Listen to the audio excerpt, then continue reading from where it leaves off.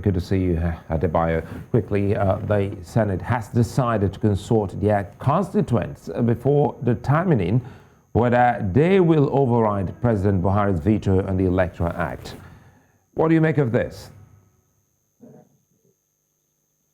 Thank you. Thank you for inviting me to your studio. I'm not a public affairs analyst. I'm a lead speaker for the National Consultative Forum, the shadow cabinet, which is trying to give Nigerian people alternative angle to the problems of the country and find solutions. But with respect to your question, what the Senate has done is within their legislative prerogative. The president has refused to assent to a bill passed by two houses of the National Assembly. And in that kind of situation, the House of Representatives and the Senate have to decide whether to let the matter rest or to exercise their override power to pass the law regardless of the presidential refusal and commentaries. So all of that is within the legislative prerogative of the National Assembly. But have you taken time to go through the president's reasons, the letter, the communication written by the president to the Assembly? Give us a feel, if you have, of what you think the president was referring to, especially when it talks about smaller political parties and also talking about rights of persons. Well, I do not know the mind of the president. He has a mind of his own. He has a style. He has a legacy that he's trying to build. What I can say to you is that we in the shadow cabinet do not agree with the president. We do not agree that the president of the country should miss an opportunity to return power to the people of the country and to secure a transition that is credible and that is capable of giving Nigeria a smooth transfer of power come 2023. As the shadow cabinet, we've met and looked at the excuses given by the president. We've also taken note of the fact that while Mr. President met with the legislators and the governors of his party in presidential villa, the president never met with the political parties. He never met with groups like our group. He never met with the civil society. He never met with all other stakeholders. So it looks like it's a bit suspicious that the president would say that he was crying on behalf of the smaller political parties. Let me comment here, Adebayo, quickly here. When you say the president hasn't actually also met with groups like yours, how important is your group in the Nigerian polity?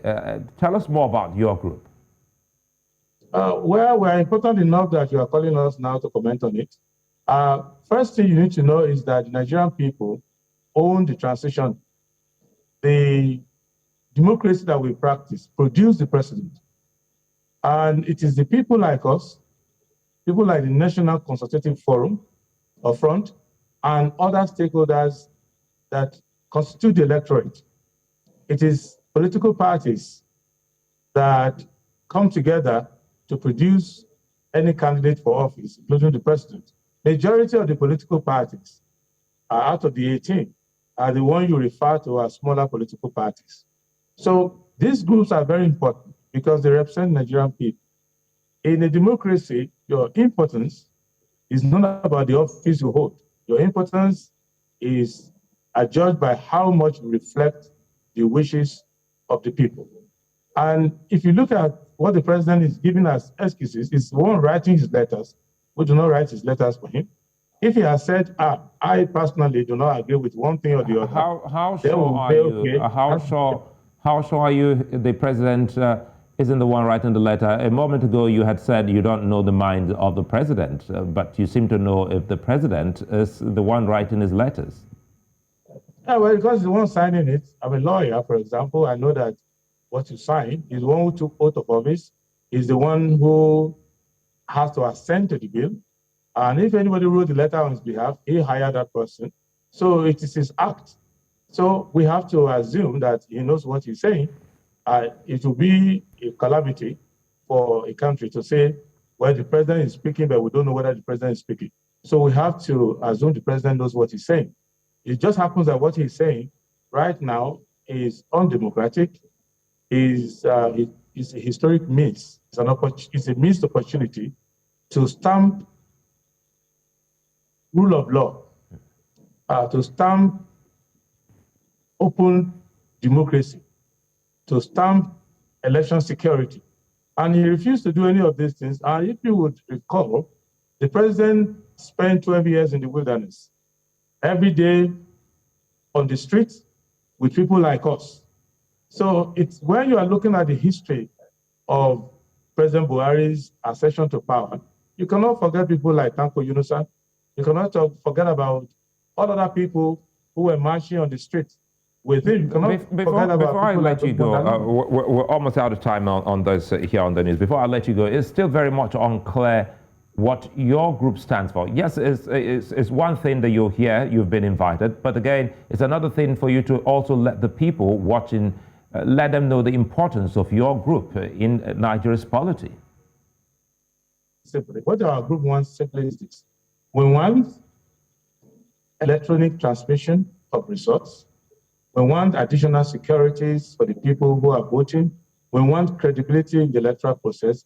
And meanwhile, while we're working towards the election time, we want to give Nigerians an alternative cabinet position on every issue. We want to find solutions to the problem assailing the country, because the country is brutalist.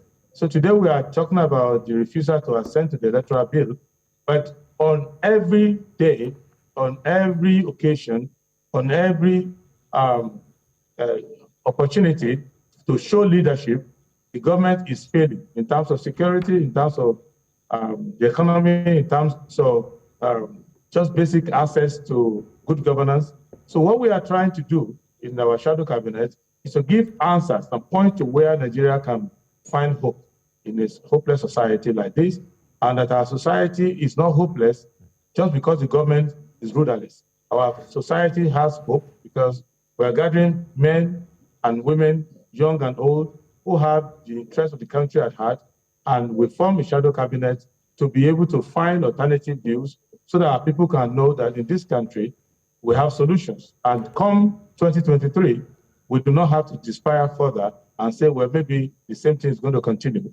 We will foreshadow what will happen. Adebayo, many thanks for your time and thanks for speaking with us. It's a pleasure. I appreciate it.